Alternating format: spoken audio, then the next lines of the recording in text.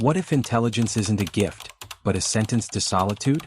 There's a kind of silence that doesn't come from the absence of sound, but from the absence of connection. You can be surrounded by voices, laughter, notifications, invitations, and still feel more alone than ever. And then, somewhere between the exhaustion of feigning interest and the dull ache of repeating the same social rituals, a question begins to echo. Is it me, or has the world lost its meaning? Arthur Schopenhauer, the brilliant and brooding 19th century philosopher, might have smirked knowingly at such despair. For him, withdrawing from the world isn't a flaw, it's a diagnosis. A symptom of someone who sees too much, feels too much, thinks too much. Genuine intelligence isn't a social charm. It's a burden. A lens that never turns off. A radar that picks up on pretense, triviality, vanity, and quietly grows weary of it all. Clarity has a cost, and perhaps the highest price is loneliness. Schopenhauer believed that reality at its core is suffering. To him, we live under the grip of a blind force he called will. An irrational drive that pushes us endlessly, chasing desires, goals, comparisons, disappointments. A cycle with no rest. Life, he said, swings between boredom and pain.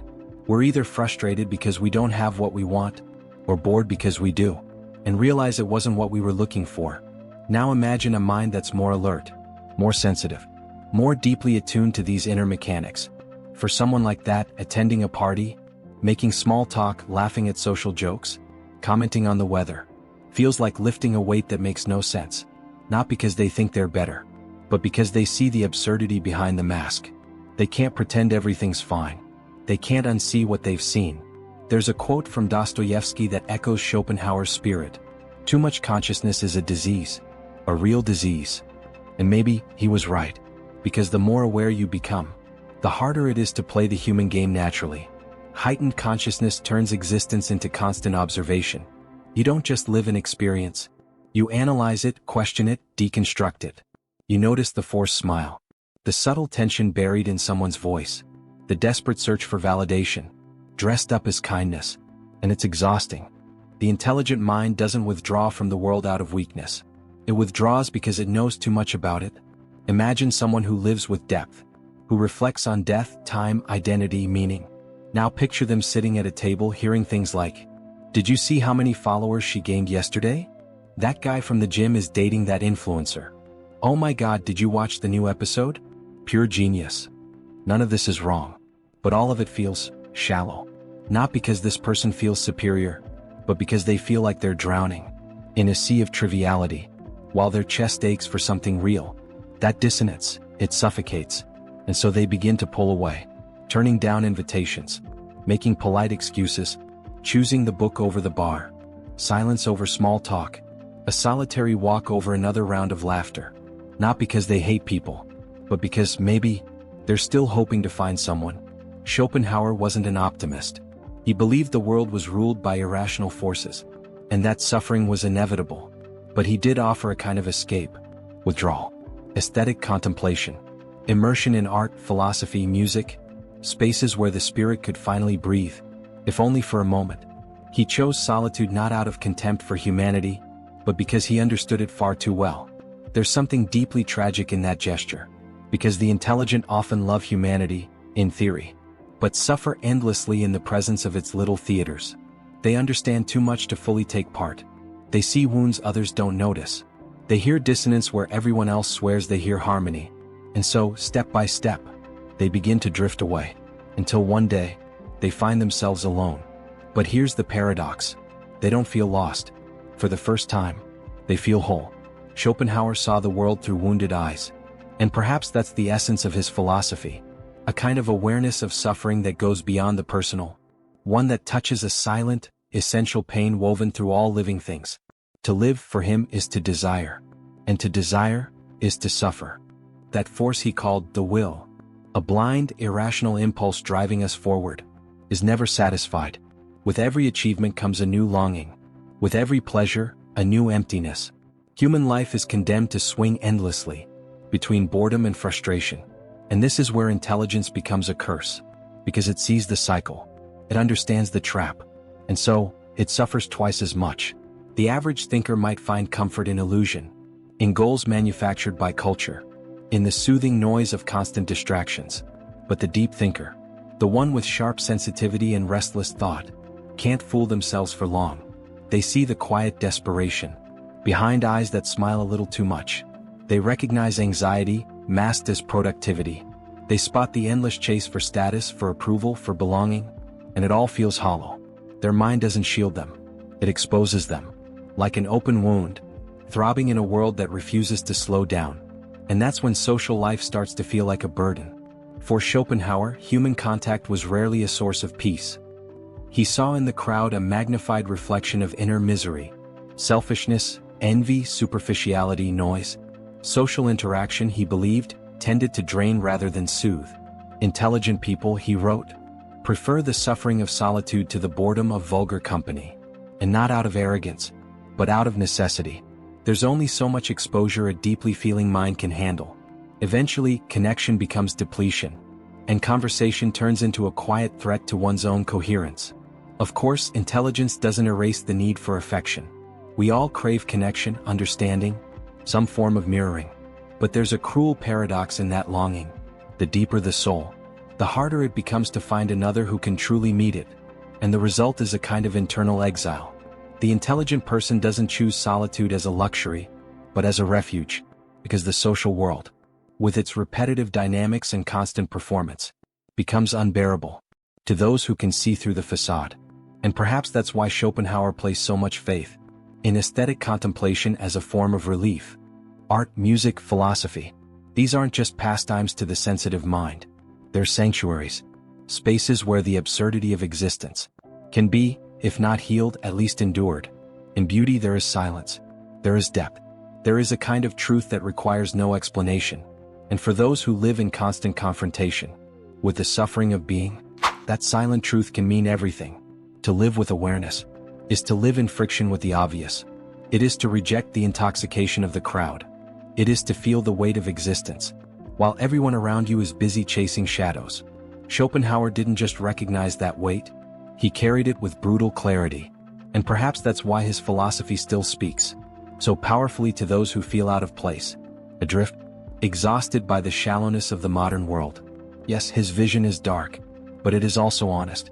And in that cruel honesty, there is a kind of austere beauty, almost a redemption, because there is something deeply human in those who, even after seeing the absurd, choose to keep feeling. Even in isolation they continue to seek. Even when wounded they remain awake. They are the cursed children of lucidity, and also the bravest, for they live in a world that does everything to avoid thought. And yet, they dare to think. The modern world wasn't made for the introspective. It spins at high speed, and demands that we spin with it. Conversations are quick. Judgments are instant. Silence is awkward. We're surrounded by voices, images, opinions, notifications. Yet none of them truly hear us. Life has become a constant noise, an unending spectacle where everyone talks, but almost no one says anything. In this chaos, the sensitive mind feels cornered, because it needs space, it needs stillness, it needs depth. But the world doesn't allow for pauses. Time is monetized, attention is a scarce commodity, and silence has become synonymous with irrelevance. To the intelligent thinker, every social interaction risks becoming a predictable theater. The same questions, the same answers, the same recycled jokes. There's something exhaustingly choreographed about everyday life, as if everyone knows the script, but no one dares to question it. And so the fatigue sets in. Not physical fatigue, existential fatigue. The feeling of being present, but not whole, of taking part, but not belonging. It's like screaming in a crowded room, and realizing no one hears you, because everyone's too busy rehearsing their own screams. Nietzsche once said, "He who has a why to live can bear almost any how." But what if the how becomes so empty, so loud, so unbearably superficial, that even the why can no longer save you? The thinker is left facing a dilemma: adapt to the noise, and betray your depth, or protect your integrity, and step away. It's not an easy choice, but many end up choosing distance, not as escape, but as survival. And that distance isn't just physical, it's mental, emotional, symbolic. The intelligent person starts disconnecting from conversations that don't nourish, from environments that drain, from relationships that demand performance over presence. They're not above others. They simply can't pretend anymore. Lucidity demands sincerity. And sincerity, in a world addicted to appearances, leads to isolation. But here lies the paradox. It is in stepping away from the world that the thinker begins to truly understand it. It is in silence that they finally hear what the crowd keeps trying to drown out. It is in solitude that the thinker reconnects with something more authentic, even if it hurts, because lucidity brings pain, but it also brings truth. And for some, truth is worth more than belonging. But that choice carries consequences. Solitude is not romantic. It weighs on you. It chills your hands, closes doors, silences phones. There are days when it feels like a prison, and others, when it reveals itself as a temple. It depends on the state of mind, on the depth of the wound, on how long one has gone unseen. The intelligent mind swings between the need for connection and the despair at how meaningless most connections have become. And so, they live in a kind of voluntary exile, painful but chosen. An exile of someone who loves the world, but can no longer live in it as it is. The solitary thinker watches the noise with a kind of quiet disbelief. They see the race for validation on social media, the inflation of ego, the transformation of the self into a brand, and all of it feels so fragile, so desperate, so sad.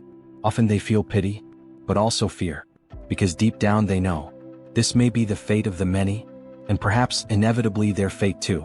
And that's where silence becomes sacred, not as a denial of the world, but as a kind of rescue. Silence is where they finally hear themselves again, where thoughts regain shape, where existence, even absurd, begins to make sense. It is there that they find Schopenhauer, Nietzsche, Kierkegaard, and in them, the quiet confirmation that they are not entirely alone, because others too heard too much, others too withdrew, others too suffered from seeing too clearly.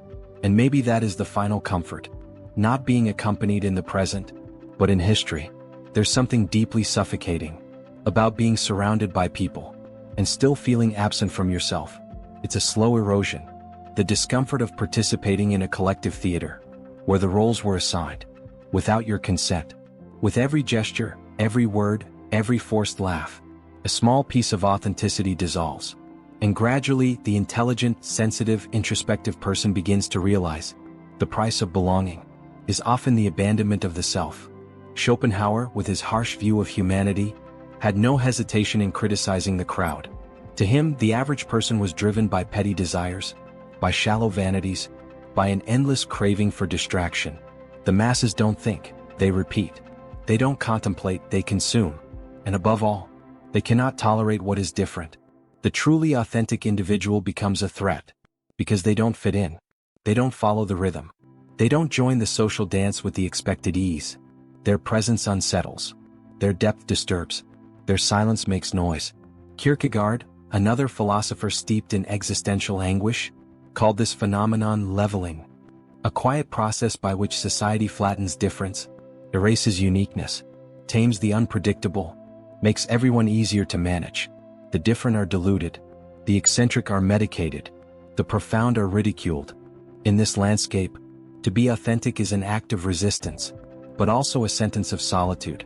Social life, when built on fragile conventions and shallow expectations, becomes a minefield for those who carry more questions than answers. Every interaction demands a mask. Every setting calls for a performance. Spontaneity becomes a threat. Honesty, a kind of social malfunction. And so, the intelligent person begins to withdraw. First slowly, then with conviction. Because they understand. To remain who they are, they may have to give up being with others. But this isn't a simple choice. There's a deep, aching pain in letting go of connection. Human beings are relational by nature. The desire to belong runs just as deep as the fear of being rejected. And yet, for certain minds, the price of social belonging is far too high. It demands an internal mutilation, a loyalty to values that don't resonate, a continuous performance of lightness and enthusiasm. And those who see too much, feel too much, and think too much, can't sustain the act for long, without breaking on the inside. There's a passage where Schopenhauer writes, "The more intelligent a man is, the more he suffers." And perhaps part of that suffering comes precisely from this sharp awareness, the dissonance between who we are and who we're expected to appear to be, just to be accepted. The crowd demands conformity, but the lucid mind demands integrity. And those two forces are in constant tension. This isn't just an ideological struggle. It's an existential one. Because deep down, the solitary thinker knows, to surrender to the crowd is a kind of death. The death of authenticity, of inner freedom, of original thought. And yet, resisting the crowd is a kind of exile. An exile where the cost of integrity is silence, where lucidity comes at a price, a steep one, the absence of presence, of touch, of affection. And so they walk a narrow line, trying to balance the longing for connection with the need for self-preservation. Sometimes they find moments of reprieve, a rare conversation, a glance that understands, a presence that doesn't demand a mask. But most of the time, they walk alone, not out of choice, but out of loyalty to something that cannot be betrayed, their own consciousness. At this point, the crowd isn't just loud, it's dangerous, because it erodes depth. It demands speed. It mocks discomfort. It doesn't want to be challenged. It wants to be affirmed. And the thinker, instead of being welcomed as an honest mirror, becomes unwelcome, a threat to a manufactured sense of normalcy. So they go quiet, not out of weakness, but because they realize there's more dignity in silence than in pretense. There's more truth in solitude than in forced belonging. And it's in that silence that they begin to find something the crowd can never offer: authenticity. Not the kind paraded in ad slogans or social media bios, but a raw, quiet, painful authenticity. And precisely because of that, a deeply liberating one. The real journey is not outward, but inward. And that's the path Carl Gustav Jung pointed to again and again. For him, the greatest challenge of modern life was not surviving the outside world, but facing the universe within. A universe filled with shadows, repressed desires, unhealed wounds, dormant archetypes, all the things we avoid, while chasing applause, likes, and a seat at the table. The ego, that anxious little tyrant hungry for approval, builds fragile identities that survive only through repetition and validation. And that's exactly what shallow social life tends to reinforce. Human interaction as it exists today revolves around carefully curated images. It's a hall of mirrors, and no one really sees each other. What's on display is not the being, but the appearing, the version of the self that pleases, that entertains, that doesn't make anyone uncomfortable. But Jung warned, the further we drift from the shadow, the further we drift from ourselves. Individuation, that deep, demanding process of becoming who we truly are, requires solitude. Not because the other is an enemy, but because the other is often a distorted mirror. And until we have the courage to look inward, we will keep projecting our emptiness onto others, chasing outside what can only be found in the stillness within. In this sense, withdrawing from social life is not a sign of misanthropy, but of psychological honesty. At some point, the intelligent and sensitive person realizes they can no longer live according to external expectations, that every fake smile comes at a cost, that every empty conversation pulls them further away from themselves. And so they retreat, first with guilt, then with relief, because in that intimate space, far from noise and performance, they begin to hear their own soul, sometimes for the very first time. But this process is not romantic. It is not simple. To dive inward is to come face to face with what has been denied, forgotten, buried. The shadow, as Jung saw it, is not the evil within us, but everything we refuse to become. And facing it takes more courage than facing the world. Social life, with its endless distractions, spares us from that confrontation. It offers ready-made masks, so we can avoid the mirror. But anyone who longs to live authentically must leave the stage. They must step out of the spotlight and sit in the darkness of the cave. Only there, among echoes and fears, does true transformation begin. Intelligence in this process becomes a blade. It cuts through illusions, reveals the hidden machinery, exposes the wounds. And that's why so many intelligent people begin to avoid the crowd, because they know, even if unconsciously, that the facade can't be sustained for long, that something inside starts to burn, to shake, to unravel, every time they're forced to feign interest in the trivial, or bend themselves to a rhythm that violates them from within. Jung once warned about the danger of living a life that isn't truly ours. And the greatest danger, he said, is realizing that too late. The deep soul feels this risk every single day, feels the constant pull to lose itself. In a world that rewards the shallow, and mocks the quiet. And so it protects itself. It withdraws. It hides. Not out of weakness, but out of loyalty. Loyalty to something deeper. To itself. There comes a point when social exhaustion is no longer just irritation. It becomes existential anguish. The mind wears thin from holding the mask, and the body answers with anxiety, fatigue, melancholy. It's the soul's silent scream, begging to come home. But home to where? Inward. To the place where questions are still asked slowly, where emotions are allowed to breathe, where truth is not a threat, but a companion. This retreat, however, is not meant to be forever. Jung didn't call for eternal isolation, but for a cyclical return. To dive inward, to reorganize, to understand, to integrate, and then to re-emerge with greater wholeness, to come back different, more free, more grounded, less conditioned, and inevitably, more selective. Because once you've tasted the truth of silence, it becomes harder to tolerate the lie of noise. The intelligent mind, when it chooses this path, grows more centered, more rooted, but also more alone. Because very few are willing to take this journey. Most prefer the comfort of their masks, and that's okay. But those who dare to remove theirs know there's a cost, a steep one, paid in silent nights, in widening distances, in inevitable disconnections. But they also know that at the end of this path lies something priceless, a quiet, weighty, almost sacred peace, the peace of finally being at home, within yourself. Loneliness isn't the absence of people. It's the absence of connection. It's the feeling of being surrounded, yet untouched, seen, but not truly perceived, heard, but never fully understood. And this kind of loneliness is far more common than we think, especially among the sensitive, the intense, those who move through life with their hearts wide open. They're the ones who feel before they understand, who pick up on invisible cues, who are moved by subtleties that most never notice. For them, life isn't light, it's thick, electric, sometimes unbearably vivid. And because of that, social interaction becomes dangerous terrain.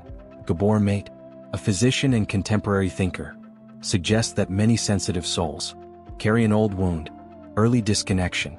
From a young age, they learn that being who they are can push others away, that crying is too much, that asking questions is disruptive, that feeling deeply is dramatic. So they begin to quiet parts of themselves. But those parts don't die, they go underground. They wait in the unconscious, longing for a moment to break through. And when that moment finally comes, through emotional collapse, existential crisis, or relational exhaustion, the realization strikes: living to please others is a slow death. It's in this moment that isolation reveals itself, not as weakness, but as medicine. Sensitivity is not an illness, but it does require care. And the modern world, fast, loud, overstimulated, is a brutal place for the sensitive soul. The constant demands to perform, the shallow nature of many relationships, the endless noise, all of it wounds those who live in a state of openness. So withdrawal becomes instinctive, not to reject the world, but to survive it, to restore balance, to hear what the body and the soul have been whispering all along. But this retreat comes at a cost. There is no glory in loneliness. It's not a romantic choice, but a desert. And in the desert, there are no mirrors. When the sensitive withdraw from others, they also withdraw from recognition. And without recognition, identity begins to blur. Who am I? If no one sees me, how do I hold on to my truth? If it no longer echoes anywhere? These questions hurt. It's agonizing to realize that in order to remain whole, you may have to walk away from the company of many, and that the few who remain may eventually leave too. The sensitive person, upon recognizing their pain, runs the risk of abandoning themselves, of mistaking their depth for weakness, of believing they're too fragile, too broken, too much for this world. But the truth is different. It's not fragility, it's depth. The sensitive feel more, because they notice more. They're open, tuned, alive in ways most have forgotten. And that aliveness comes with a cost. It demands pauses, space, silence, stillness. It needs time to process, to digest, to breathe. But the world doesn't give time. It devours it. And so a choice emerges. Adapt until you break, or step back in order to survive. There's a moment in Nietzsche's writing where he says, And if you gaze long into an abyss, the abyss also gazes into you. The sensitive soul knows that gaze, because they don't just look into the abyss, they hear it call. And it takes immense courage, not to fall in, to step back. In this context, is not withdrawal, it's resistance. It's a quiet declaration. I will not lose myself just to fit in. I will not betray my pain just to feel accepted. But not all solitude is salvation. There's a thin, often imperceptible line between solitude and isolation, and the difference lies in intention. Solitude is conscious. It's restorative. It's a journey inward, a return to self. Isolation, on the other hand, is a reaction, a shutting down, a fortress built from fear. The intelligent mind must learn to recognize that boundary, to know when it's time to retreat, but also when it's time to return. Because healing doesn't happen in exile. Not fully. What's fragmented in silence can only be integrated through connection. And no matter how deeply the world wounds us, is still the place where we can be found. And that's why, even after long stretches of silence, the sensitive soul still longs, not for crowds, not for noise, but for a single gaze that truly sees, for a voice that welcomes without judgment, for a presence that doesn't require masks. Not many. One or two will do. Someone with whom you can be whole, without fear, without hurry, without performance. And when that happens, loneliness ceases to be a prison and becomes a choice. The choice not to surround yourself, just to avoid emptiness, not to speak just to fill the silence, not to be with people, just to avoid being alone, but to be with truth, with presence, with soul. That choice, though rare, is possible. It takes courage. It takes patience. It asks you to surrender much of what society rewards. But in return, it offers something most never find. Peace. Not the peace that comes from fitting in, but the peace that arises from making peace with yourself. And with that peace comes a revelation that being different, being intense, being sensitive, isn't a curse. It's a portal. Somewhere along the path, the solitary thinker begins to see that solitude isn't just a space of pain. It's a territory of reclamation. In the place where abandonment once lived, a strange clarity begins to emerge. Quiet, calm, almost mystical. The silence that once felt suffocating becomes fertile. The emptiness that once brought fear now opens into vastness. And in that vastness, something essential begins to breathe again. The freedom to simply be. To be without justifying. To be without pleasing. To be without bending into someone else's mold. Solitude becomes a refuge, not to escape the world, but to return to it, more whole. Schopenhauer, forever walking the line between lucidity and despair, saw this retreat, not as contempt for life, but as a kind of elevation. For him, the truly wise didn't isolate themselves out of disdain, but out of saturation. They had seen too much, felt too deeply, understood too clearly, and so they stepped back, not out of hatred for the world, but out of fidelity to their own spirit.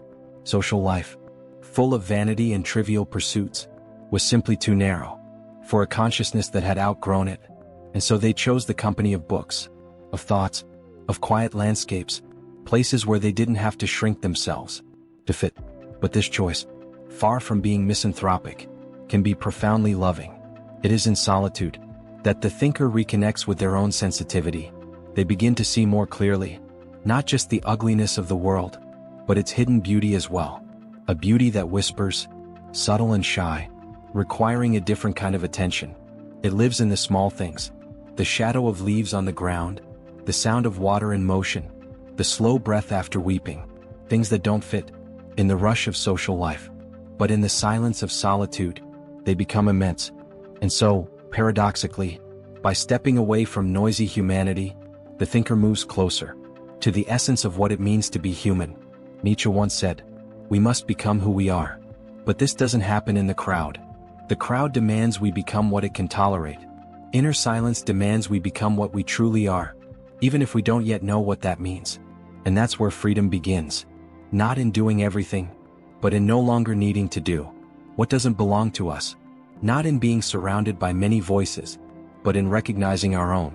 Amid the noise, the intelligent mind, once it finds this inner refuge, starts to make peace with its own difference. It no longer strives to belong at all costs.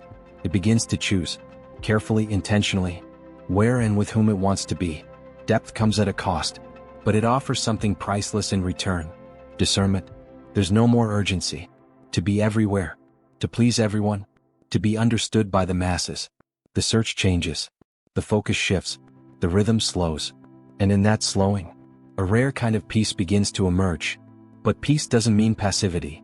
The thinker who has found their inner home does not become stagnant. They prepare. Because there is a time to withdraw, and there is a time to return to the world, and offer what was found in the silence. Wisdom is not met only for personal consolation. It becomes a lighthouse, and the solitary soul begins to realize there are others like them, others who feel misplaced, drained, dislocated, and maybe, by sharing their own journey, they can help others bear theirs, not with easy answers, but with honest presence. And so, the one who once withdrew in pain returns out of compassion, returns with deeper listening, gentler hands, a more human gaze.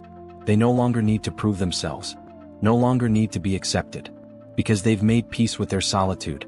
And from that solitude, they've learned how to love without losing themselves, how to give without emptying, how to be with others, without abandoning their own presence. So we return to the original question. What if intelligence isn't a gift, but a sentence of isolation? Maybe the answer isn't yes or no. Maybe the answer is, it depends on what we do with it.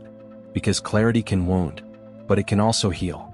It can create distance, but it can also reveal who is truly worth coming close to. It can silence, but it can also give your voice a new tone, steadier, calmer, freer. The loneliness of the intelligent is not an inevitable tragedy. It's a crossing, a narrow passage that few dare to walk, but one that can lead to an inner territory where we are finally whole. And when we are whole, solitude stops being absence and becomes presence, a presence that holds, that welcomes, that liberates, because sometimes being alone is the only place where we are still true.